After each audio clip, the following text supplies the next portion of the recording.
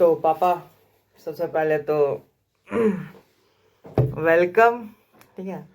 Thank you. Basically the point is कि पापा हमारे जो हैं वो राजनीतिक गुरु हैं।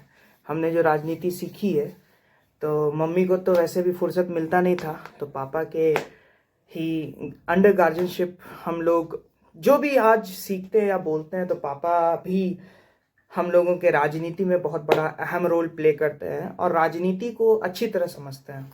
हर माँ बाप की ये जिम्मेदारी होती है अपने बच्चों को अच्छी बात बताना। मैं एक लीगल एडवाइज़र होने के साथ साथ पॉलिटिक्स से भी इंटरेस्ट रखता हूँ और मैं बच्चों को भी अपने मौजूदा पॉलिटिक्स पे गौर कराता रहता हूँ। असल में जो छोटी छोटी वीडियो जो होती है मेरी 1-1.5 मिनट की, तो उसमें समय पूरा नहीं मिल पा रहा था। आज जो बिहार में जो चल रहा है, बेसिकली जो पॉलिटिकल क्राइसिस चल रहा है, तो मैंने वादा किया था कि एक लंबी वीडियो के साथ आते हैं। तो लंबी वीडियो में सोचा कि बिहार की जो राजनीति है उसको आप बहुत अच्छे से भली भांति जानते हैं, और चाहे वो नीतीश कुमार हो या लालू यादव हो, उनसे भी आपका बहुत ही क्लोज कनेक्शन रहा है। तो सबसे पहली बात जो सबके मन में है कि सब चीज़ अच्छा चल रहा था, तेजस्वी यादव के साथ गठबंधन भी हुआ, नीतीश कुमार का तेजस्वी यादव के फेवर में स्टेटमेंट भी रहा और काम भी बहुत अच्छा किया। जीडीपी ग्रोथ बिहार की 10% से पूरे देश में सबसे आगे चल रहा था। एंड बिहार को आईटी हब बनाने का जो पॉलिसी था, फिर टूरिज्म हब बनाने का पॉलिसी था, और जॉब अपॉर्चुनिटीज़ तो देख ही रहे हैं, अराउंड 5 लाख जॉब सिर्फ 15 महीने में दे देना। तो ये शायद बिहार नहीं, पूरे देश में ऐसी पहली पॉलिटिकल पार्टी होगी जिसने जाति धर्म के मुद्दे को छोड़कर एक विकास के मुद्दे पर जो सरकार बनाई और उसी मुद्दे पे अटल रहे, अडिग रहे। तेजस्वी यादव जी का वो वीडियो भी याद आता है जब सब लोग घर में अपने सो रहे थे, 1 बजे 2 बजे रात में औचक निरीक्षण करने, किसी भी हॉस्पिटल, पीएमसीएच हो, आईजीआईएमएस में हो, तो सब सरकार में सही चल रहा था। आपको कहाँ लगता है कि कुछ कमी रह गई होगी जिसके कारण जो है? देखिए, जहाँ तक सवाल ये है कि कमी में भी आपको नाम बताना होगा कि कमी किस में रही। मेरी समझ से, मेरी जानकारी से, जो मैं पॉलिटिकल ग्रोथ को देखता हूँ, पॉलिटिकल ग्रोथ बहुत बेहतरीन अंदाज से चल रहा था। एक थे चचा, दूसरे थे भतीजा। चचा के दबे में, चचा के तंबी में भतीजा हर काम में लब्बैक और हाँ बोला करते थे। ये काम होना है, भतीजा ने कहा बिल्कुल होगा। ये काम होना है, भतीजा ने कहा बिल्कुल होगा। लेकिन सबसे बड़ी बात जो आपने दबे अंदाज से कहा, कहाँ पे कमी रह गई? किसी जगह पे कमी नहीं है, बस कमी है तो सिर्फ नीतीश कुमार में थी। मेन बात अब खेला होगा इस मुद्दे पे कि सीट शेयरिंग में किन पार्टियों को, छोटी छोटी पार्टियों को नीतीश कुमार ने जोड़ने की जो बात कही थी, घटक दल को रख ले के साथ चलने की बात कही थी, तो क्या हमारे माननीय मुख्यमंत्री और गठबंधन की एनडीए की सरकार इस घटक दल को लेकर चल पाएंगे? क्या करेंगे चिराग पासवान के साथ? या क्या कसूर है चिराग पासवान का? क्या पुराना इंतकाम लेने के लिए बीजेपी में सटे हैं क्या नीतीश कुमार जी? हाँ, नुकसान अगर होगा तो आम जनता का। जिस तरीके से आज नौकरी पे, आज कार्रवाई पे, आज दवाई पे, आज ये किसान खुशहाल था उस पे, इन तमाम चीजों में यानी कि इस तरीके से कहा जाए, धार के साथ साथ भार मिल के चल रहा था। अस्तूरा कितना तेज होता है, अगर मैं किसी के बदन पे, जिस्म पे रख दूं तो नहीं कटता है। धार तो है लेकिन भार ही नहीं है। तो नीतीश कुमार भार थे और तेजस्वी यादव जी धार थे। बहुत बड़े बड़े पॉलिटिकल एनालिस्ट जो हैं, जो देश की राजनीति को परखते हैं और जानते हैं, उनका ये कहना है कि अब जो तेजस्वी यादव जी की जो पर्सनालिटी है, उनका जो अब जो उनकी जो पॉपुलैरिटी जो वो डेवलप होगी, वो एक बिहार ही नहीं पूरे देश में एक अलग अपनी पहचान रखने वाले हैं। पा गए तेजस्वी जी का कहीं पे से कुछ नुकसान नहीं हुआ है और आगे देखते जाइए कहीं कुछ नुकसान होने वाला भी नहीं है। आम जनता चाहे वो रिक्शा पुलर हो, चाहे चाय चुक्कड़ चलाने वाले हो, पान की दुकान हो, सब सोशल मीडिया के माध्यम से देखते रहते हैं। आज के भी तारीख में तेजस्वी जी कितनी मोहब्बत और प्यार से बोल रहे हैं कि काम तो हो ही रहा था, काम तो हम लोग कर ही रहे थे। हमने तो अपनी जात से ना कभी नुकसान जनता को पहुंचाया, ना किसी पार्टी के किसी भी सम्मानित विधायकगण को पहुंचाया। अब वो अपने मन से आए थे, ये सरकार अपने मन से वो बनाए थे। और पापा बात ये होती है कि इंडिया अलायंस की अगर आप बात करते हैं तो आपको शायद ये बात याद रखना होगा कि इंडिया अलायंस का जो फाउंडिंग है, जो नींव है, वो नीतीश कुमार जी ने ही रखा था। बिल्कुल बिल्कुल, he is the founding father of India alliance. बिल्कुल बिल्कुल। तो क्या इंडिया अलायंस में एक जो पोस्ट रहती है लीडर की, जो हम लोग कहते हैं कि नेता, जैसे अगर हम लोग आजादी की बात की जाए तो सब लोग अपना नेता महात्मा गांधी को मान रहे थे। जी। तो आपको नहीं लगता यहाँ पे कांग्रेस की भी एक गलती है? बिल्कुल है कि वो जैसे नीतीश कुमार जी ने अपना पक्ष रखा कि हम लोग सब एक होकर के बीजेपी के खिलाफ लड़ते हैं, बिल्कुल, तो क्यों ना हम लोग नीतीश कुमार जी को ही सपोर्ट कर देते हैं? ऐसा इंडिया अलायंस से मेरा ये सवाल है कि नीतीश कुमार जी छोटे मोटे नेता नहीं है। अभी भी वो बिहार में सबसे ज्यादा बार शपथ लेने वाले और 15 साल से ज्यादा राज करने वाले बिहार के पहले मुख्यमंत्री हैं। बिल्कुल, और एक सुलझे हुए नेता हैं। बिल्कुल। उन्होंने 1975 से ही, जब 1974 में जयप्रकाश नारायण ने अपना एक मूवमेंट लॉन्च किया था, स्टूडेंट मूवमेंट, नीतीश कुमार उसके हिस्सा थे। और ये जितने भी लोग हैं, नीतीश कुमार, रघुवंश प्रसाद, लालू यादव, सब एक ही गुट के लोग हैं। एक ही गुट के, जयप्रकाश नारायण के जो है। तो क्या राहुल गांधी अपने आप को नीतीश कुमार से बड़ा समझ रहे हैं, या नीतीश कुमार को उस काबिल नहीं समझ रहे कि इंडिया अलायंस को, उनको जो है एक बार लीड करने का मौका मिले कि आप इंडिया अलायंस को आगे लेकर के बढ़िए, कांग्रेस आपके पीछे है? या कांग्रेस सिर्फ और सिर्फ चाहती है कि मेरे हाथ में सत्ता रहे, हम ही प्रधानमंत्री बने और हम ही यहाँ पे जो है तुगलकी फरमान जाहिर करें? नहीं, ऐसी बात तो नहीं है। कांग्रेस की भी थोड़ी चूक है पे बात के सलाहकारों की कमी है राहुल गांधी जी के साथ। उनकी पार्टी में जो सलाह देनी चाहिए थी, अभी इनकी एज नहीं हुई है प्रधानमंत्री बन जाने की, न वैसा इनके पास किसी भी स्टेट में चले जाइए, भीड़ लगाने से क्या होता, वोटर नहीं होता है। अगरचे आप कन्याकुमारी से लेके कश्मीर तक चले गए और अब उधर से मणिपुर से लेके अब फिर महाराष्ट्र तक जाएंगे, अपनी प्लानिंग बना रहे हैं, तो ठीक है, जाइए, जाना चाहिए, गेट टुगेदर होना चाहिए, बट प्रधानमंत्री बन जाना कम से कम अपने सीनियर के पक्ष विपक्ष के लोगों की भी दिल को बात को मानना था, उनकी भी राय लेनी थी, और ऐसा नहीं, उसको गौर करना था, तभी प्रधानमंत्री बनता है लोग।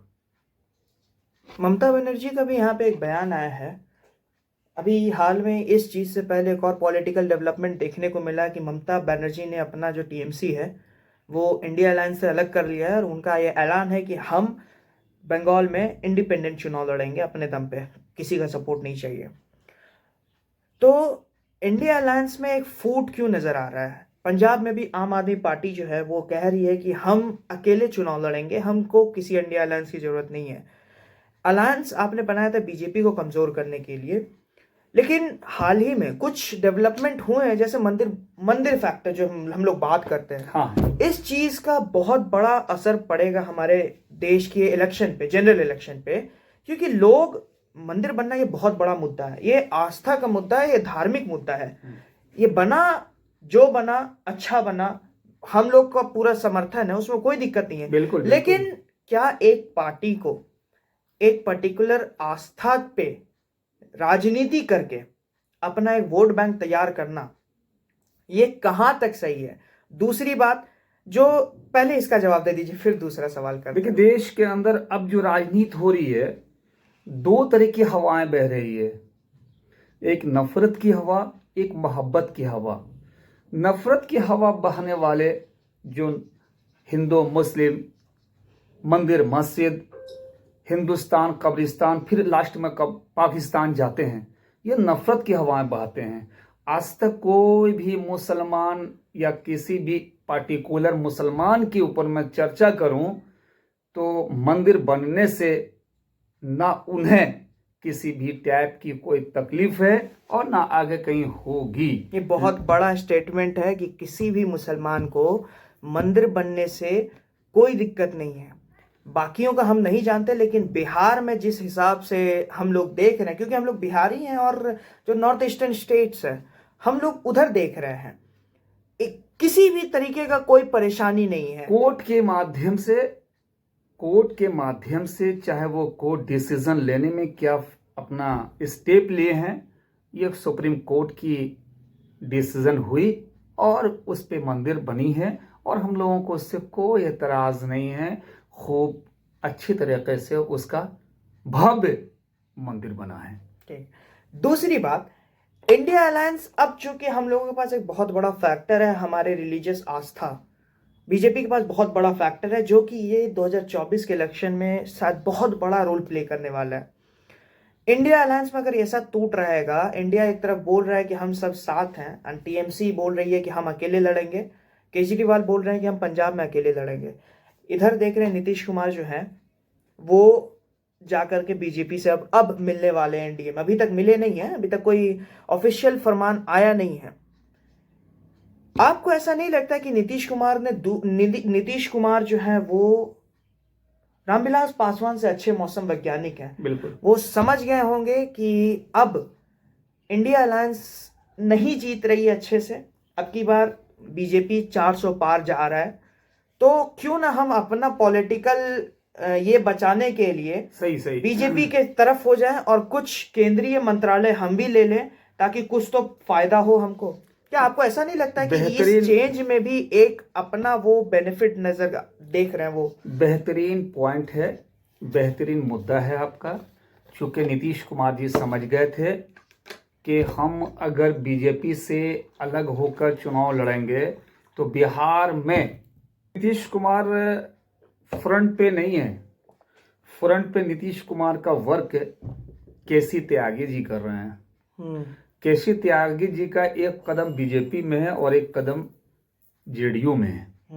सारी प्लानिंग वही करते हैं जिसको कहते हैं पॉलिटिकल सलाहकार, वो केसी त्यागी जी हैं। आपको नहीं लगता है कि बिहार, जो आज पूरा देश कहता है कि बिहार पिछड़ा राज्य है, तो पिछड़ा राज्य होने का एक कारण ये है कि या तो अच्छी सरकार नहीं मिली बिहार को, और अगर अच्छी सरकार मिली भी तो ये पॉलिटिकल इनस्टेबिलिटी की वजह से, ठीक है, अपने पॉलिटिकल बेनिफिट के लिए बिहार को लात मारना, इसका शिकार बन गए। ये नीतीश कुमार जी का रिटायरमेंट का टाइम आ गया, इनके फॉरगेटिंग का एज हो गई है। अब ये चाहते हैं कि अब रिटायरमेंट के टाइम में राष्ट्रपति का पदभार हम संभाल करके रिटायर होके किसी जगह लग जाएं, और इन्हें पार्टी से कोई मतलब नहीं है, इनको पर्सनल पॉलिटिक्स से मतलब है, पर्सनल चेयर से मतलब है इनको है। ये भी खबर आ रहा है कि लालू यादव के कांटेक्ट में जेडीयू के 10 एमएलए हैं। बिल्कुल।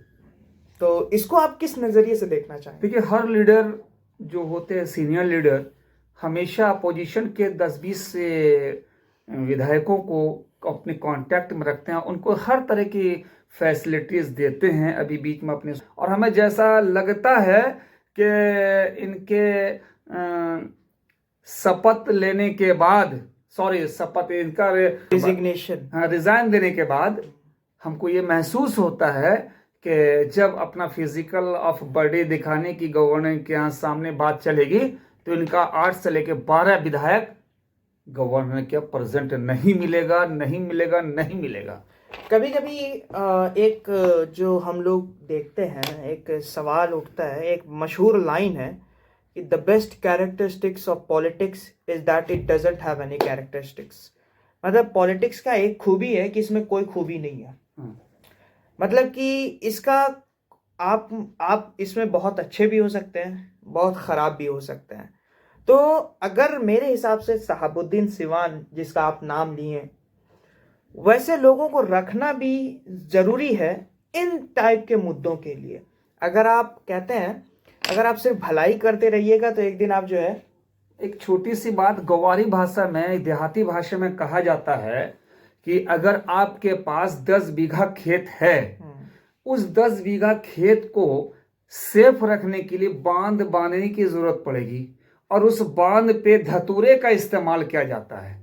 धतूरा मिसाल ये कहा जाए कि कांटा कुसा लगा दिया जाता है ताकि भैंस बकरी ना आ सके और मेरे फसल को बर्बाद ना कर सके। तो ऐसी हर पार्टी करती है, तो लालू जी भी करते हैं। ये करना होना राजनीति में अगर आप हमेशा सही रहिएगा तो या तो आप पप्पू यादव के तरह कहीं कोने में फेंकाए रहिएगा, है ना। तो बहुत सारे ऐसे नेता हैं जिन्होंने जो है लोगों की सिर्फ भलाई की। कहा जाता है अगर आप पीस को सपोर्ट करते हैं, शांति दूत बनने जाते हैं, तो आपके हाथ में तलवार रहना चाहिए, जरूरी है, ताकि कोई आपको पलटा के वार न करे। जरूरी है। ये सब यही बात है कि आजकल लोग राजनीति में अपने पार्टी में एक दो दबंग रखते हैं। राजद में भी बहुत सारे दबंग हैं, लेकिन कहने वाले, आपने पूरा किस्सा तो बताया नहीं। 2005 में 2000 में सन 2000 में जब राबड़ी देवी के पास पूर्ण बहुमत नहीं मिल रही थी, 25 से 30 विधायक कम पड़ रहे थे, तो शहाबुद्दीन सिवानी था, एक ऐसा नेता था, एक ऐसा लीडर था जिसने 25 विधायक को अगवा करके, ठीक है, वो नीतीश कुमार को के इसको क्या बोलते हैं, नहीं, उसने जो अपना दावा पेश किया, दावेदारी जो दिया, उसके दावेदारी को कैंसिल करवाया और राबड़ी देवी का दावेदारी पेश करवाया, और राबड़ी देवी को शपथ दिलाने वाला यही शहाबुद्दीन सिवान था जी। सवाल ये है कि अपने 100 गद्दार से बेहतर एक वफादार है, चाहे वो वफादार कैसा ही हो। अगर आज शहाबुद्दीन सिवान को राजद अपने पास रखती तो उसका बेनिफिट आप क्या सोचते हैं? बेनिफिट ये अभी वक्त जो गुजर रहा है, तनाव का, टेंशन का, वो नहीं होता। गोया के मैं इस लहजे को इस तरीके से बता दूं कि जिस तरीके से अभी हमारे पंचायत प्रखंड में लड़ाई हो गई थी निज़ाम मुखिया वर्सेस मीनू से, तो निज़ाम मुखिया डिपेंड कर रहे थे आरजेडी के बुलो मंडल पर। अच्छा। और मानू मुखिया डिपेंड कर रहे थे शहनवाज हुसैन पर। अच्छा, बीजेपी। शहनवाज हुसैन का स्टेटमेंट हुआ, मानू जैसा भी है वो मेरा वर्कर है, मैं उसके साथ ही रहूंगा, चाहे मेरा छवि जैसा भी हो।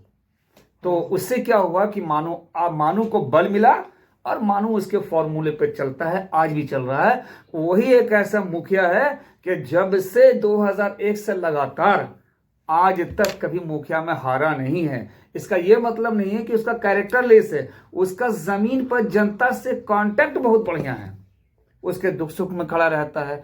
उस दुख सुख में अगर पूरा नहीं कर सकता तो अपने नेता को याद करता, नेता उसको मदद करता। कहा जाता है कि one man's revolution is another man's terrorism.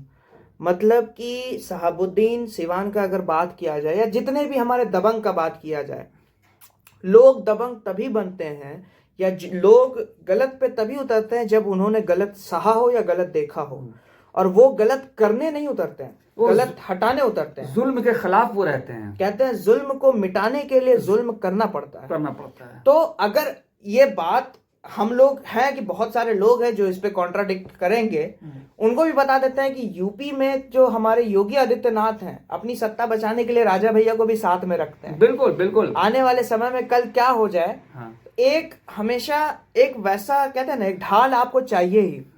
ढाल का एक ही काम रहता है, बार बार खरोच जो होती है ना, छिचा जो स्क्रैच, ढाल पे ही सबसे ज्यादा रहता है, लेकिन सबसे ज्यादा बचाता आपको वही है।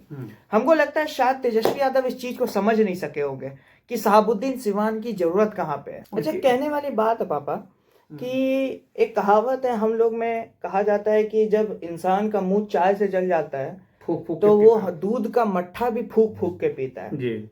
हम लोगों ने नीतीश कुमार को आजमाया बहुत अच्छे से 2017 में। ऐसा क्या हो गया था कि 2022 में वो आए और हम लोगों ने उनको बुला भी लिया। हम लोगों को एक अपने आप को प्रोटेक्ट करने के लिए कुछ करना नहीं चाहिए था उस समय कि हम लोग भाई, ताकि बाद में इनका जैसा स्वभाव है चले भी जाए तो हम लोगों को कोई दिक्कत ना हो। आपको नहीं लगता यहाँ पे राजद की गलती है? राजद गलती नहीं, राजद की गलती यहाँ पे नहीं, राजद ने यहाँ पे जो है दिलदारी है हाँ इन्होंने दिलदारी का जो है अपने एहसास दिलाया है और वो वफादारी से चले हैं। तो हो ना हो लोग अपने विचारधारा को छोड़ करके कभी इधर से उधर उधर से इधर हो ही रहे हैं। आपको क्या लगता है क्या सबसे ज्यादा जरूरी है, विचारधारा या अपना पॉलिटिकल फायदा? देखिए, आपको जनता ने भेजा इसलिए है विधायक बना के कि उसके दुख सुख में काम आवें और जनता के सेवा करें। पर्सनली अगर आप अपने पॉलिटिकल कुर्सी को, पॉलिटिकल अपने लाइफ को बनाने के लिए ऊपर ऊपर ही रहेंगे तो ये वक्ती पॉलिटिक्स माना जाता मेरे हिसाब से। लेकिन अगर एक्चुअली में अगर देखा जाए तो जनता जिस काम के लिए भेजी है, जनता के दुख सुख में अगर काम नहीं करेंगे तो पता क्या है कि आने वाले वक्त में जनता आपको छोड़ देगी। यहाँ पे पापा मतलब एक हम लोगों को खुलासा हुआ है, क्योंकि ऊपर से ये कहा जा रहा है कि 3 लोगों की इसमें भागीदारी है। 2 मंत्री हैं जो एमएलसी हैं और एक रिटायर्ड आईएएस ऑफिसर हैं जो कि सेक्रेटरी रह चुके हैं। बोला जाता है कि जो 2 मंत्री हैं वो जेडीयू के एक विधायक को बुलाते थे और ज़बरदस्ती वो मैनिपुलेट करते थे नीतीश कुमार के सामने। बताओ कि तुम्हारे क्षेत्र की जनता तुमको पसंद नहीं न करती है, तुम्हारे क्षेत्र की जनता सिर्फ तेजस्वी यादव या लालू यादव और बीजेपी को सपोर्ट करती है ना, नीतीश कुमार जी का कोई वोट नहीं है ना। अब बताओ तुम्हें मंदिर का जो मामला है सिर्फ उसी के कारण लोग भड़क रहे हैं ना। विधायक का ब्रेन वॉश किया जाता था नीतीश कुमार के सामने, विधायक को भेज करके फिर नीतीश कुमार का ब्रेन वॉश किया जाता था। जब बाहर आते थे तो वही रिटायर्ड आईएएस ऑफिसर फिर विधायक का कुछ इस तरह से ब्रेन वॉश करते थे कि भैया तुमको जो करना है तुम जा करके साहब को बोल दो कि साहब आरजेडी के साथ गठबंधन करके कोई फ़ायदा नहीं हुआ, आप भले इसमें थे। तो हो ना हो मुझे ये लगता है कि गठबंधन तोड़वाने में बीजेपी एक बहुत ही बड़ा रोल प्ले की है। एक ऐसी बात हम बता रहे हैं कि नीतीश कुमार के जो भी सलाहकार हैं वो CCC का प्रयोग किए हैं। फर्स्ट C विधायकों को कंफ्यूज किया, सेकंड C तुम मेरी बात को नहीं मानोगे तो आने वाले कल में तुम्हें MP का MLA का टिकट नहीं मिलेगा। तीसरे C में करप्ट कर दिया। इस सूरत पे ये जो सलाहकार थे इस परिस्थिति में लेके इनको उतर गए। अच्छा, जो कि ऐसा नहीं करना था, उनको अच्छी बात बतानी थी, सब बात बतानी थी। अब 2024 और 2025 में नीतीश कुमार को आप कहाँ देखते हैं? देखिए 2025 में नीतीश कुमार 3 नंबर पे थे और 3 नंबर पर रहेंगे, चूंकि नीतीश कुमार का वोटर नहीं है। नीतीश कुमार का न वोटर है न जनाधार है, वो है तो वह दरअसल बीजेपी का है और फिर आरजेडी का है। तो जब आरजेडी रहेगी तो सामने बीजेपी रहेगा। मतलब सवाल ये है, मतलब बात ये है कि नीतीश कुमार का अपना कोई वोट बैंक नहीं है, नहीं, खत्म हो गया। जिस अलायंस के साथ वो सटते हैं उसी अलायंस को वो अपना वोट बैंक बनाते हैं। जैसे अगर नीतीश कुमार के बारे में एज अ पॉलिटिशियन आप देखना चाहें तो आप क्या कहेंगे एज अ पॉलिटिशियन? देखिए, एज ए पॉलिटिशियन उसको हम नहीं मानते हैं, उसको मानते हैं कनभरुआ पार्टी। एक कहानी है जो आप भी कहा करते थे कि राजा के पास दिमाग नहीं होता, उसके पास हमेशा एक कान होता है।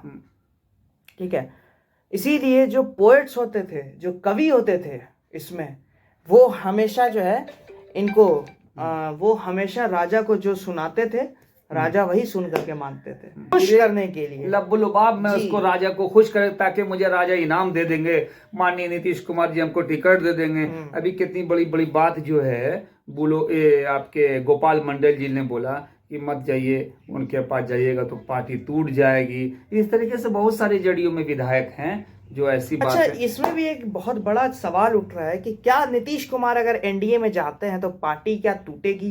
क्योंकि नीतीश कुमार अपने आप को सोशलिस्ट कहते हैं, अपने आप को एक समाजवादी विचारधारक कहते हैं, लेकिन अगर उनका आप कार्यकाल देखें तो वो राइट विंग पे चिपक जाते हैं कभी कभी, फिर कभी लेफ्ट विंग में आ जाते हैं, कभी सोशलिस्ट बन जाते हैं, कभी कैपिटलिस्ट बन जाते हैं।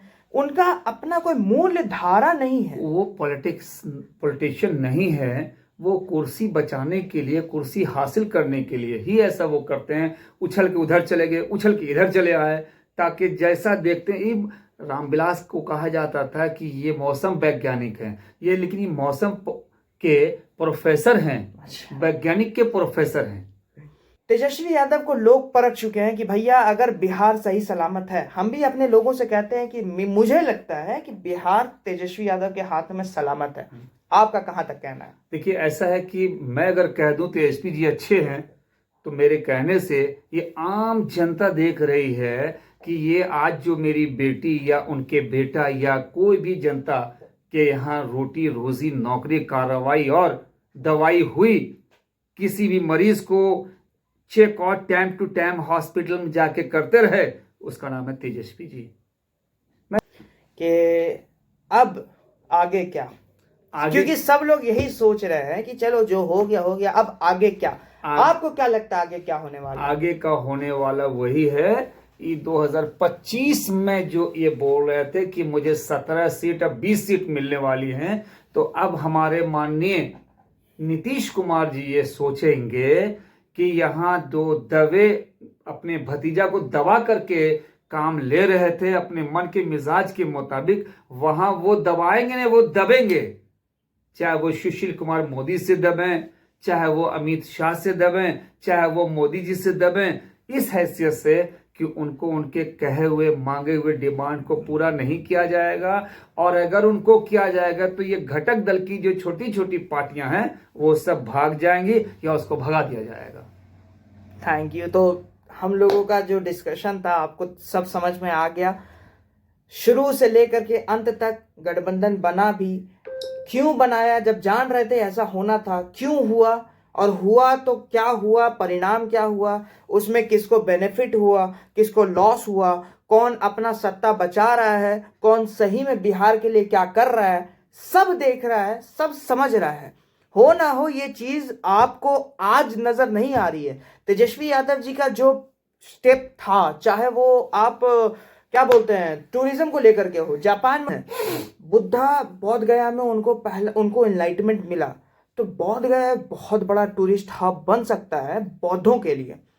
दूर देश से आएंगे लोग बिहार, तो ये छोटा मोटा स्टेप आपको लग रहा होगा कोई काम का नहीं है, लेकिन आने वाले समय में ये बहुत ज्यादा चेंज करता, बहुत ज्यादा बिहार को इफेक्ट करता। दूसरा चीज जो रोजगार है, एटलीस्ट एक स्टार्ट मिला है। बीपीएससी को लॉन्च करने का मेन मकसद यही था कि जो लोग कुंडली मार के बैठे हैं, क्योंकि मेरा बाप शिक्षक था तो हम भी शिक्षक है, मेरा भाई शिक्षक है तो मेरा नौकरी शिक्षक में लगा दिया।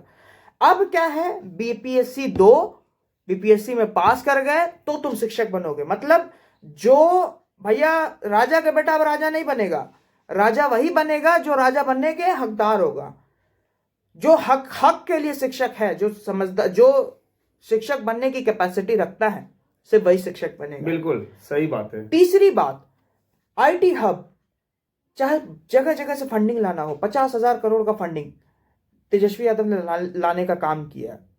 ऐसा नहीं है, कहते हैं असद मजूनी कहता था कि अगर देश को, अगर तुम क्रांति के रास्ते पे देखना चाहते हो या देश का विकास चाहते हो तो सत्ता एक युवा के हाथ में सौंप दो। मुझे नहीं लगता कि एक 32 साल का जो युवा है, नीतीश कुमार के सामने कुछ बच्चा अब रह गया। मुझे तो लग रहा है कि अब ये 32 साल का जो युवा है ना, नीतीश कुमार के 60 साल के करियर को ऐसे ही खा जाने वाला है। तो आने वाले समय में हम लोग देखते रहेंगे। मैं आज भी कहता हूं, कल भी कहता था कि हो ना हो, मुझे तेजस्वी यादव के हाथ में बिहार का फ्यूचर सेफ दिखता है। तेजस्वी यादव का जो सोच था वो बिहार के 20 साल के भविष्य को वो आज देख रहा था। तो हो ना हो, आज हो कल हो, बिहार समझेगा इस बात को। और वैसे भी हम लोग समाजवादी विचारधारा के लोग हैं, हमको सत्ता से वैसे भी फर्क पड़ता नहीं हम लोगों को। महीने की सरकार में 15 महीने के अंतराल में इतनी भारी संख्या में कोई भी सरकार नौकरी दी होगी तो मैं अपनी इस उम्र तक की तमाम सर्टिफिकेट को आपके सामने तार तार कर दूंगा। डिमांड है, पढ़िए, विचारधारा को पढ़िए, वक्ती मुर्गा भात पे मत जाइए, ना दारू पे जाइए, ना कागज के टुकड़े पर अपने ईमान का सौदा कीजिए। आप देखिए आपके मुस्तकबिल का, आपके भविष्य का जिम्मेदार या जिम्मेदारी कौन लेता है।